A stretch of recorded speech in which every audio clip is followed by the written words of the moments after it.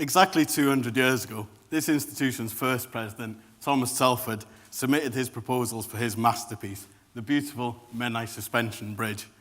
This was a real leap forward for bridge engineering at the time, a real world first. 30 years later, Robert Stevenson treated us to a second hugely ambitious crossing over the Menai. This long tubular design was another exciting world first.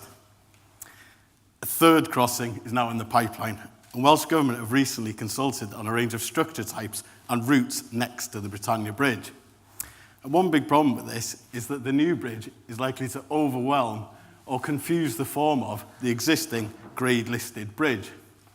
Now, they included plenty of information on all the options, and a cold analysis of all this data shows that a four-lane, balanced cantilever bridge along the purple route provides the best option in terms of things like horizontal alignment, cost-benefit ratio, and pretty much everything else. Unfortunately, though, this is going to be built in an area of outstanding natural beauty, and it's a bit underwhelming to look at. This type of bridge might fit the aesthetic of, say, over 3 of the motorways, but it doesn't really enhance the landscape in the same way the other 2 bridges have. And I wonder what Thomas Telford would think of it. Rubbish! I wouldn't say that, Thomas. But yes, I think we can do better.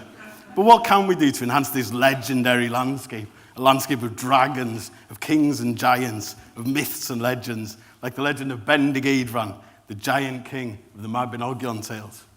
Now, he travelled to Ireland to save his sister Branwen from her cruel husband Matholwch, the king of Ireland. Now, he was way too big to fit in any ship, so he set off on foot and waded across the Irish Sea.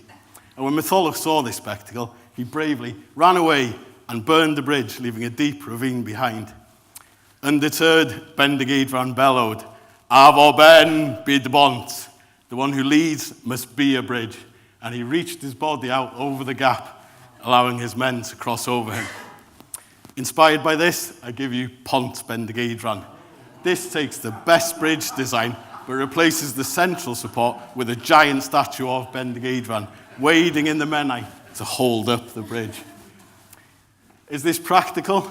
Well, this type of structure is not unheard of. Split supports and even curved concrete supports can be found on many of the bridges. All we're really doing is adding a head. Will it spoil the views? Well, there are 3 main locations where you can see Britannia Bridge, and it can be shown that if Bendigeidfran is very carefully placed on the location of that yellow dot, something magical happens. From Church Island, Bendigeidfran is in line with the existing bridge support, meaning that the new bridge is almost invisible.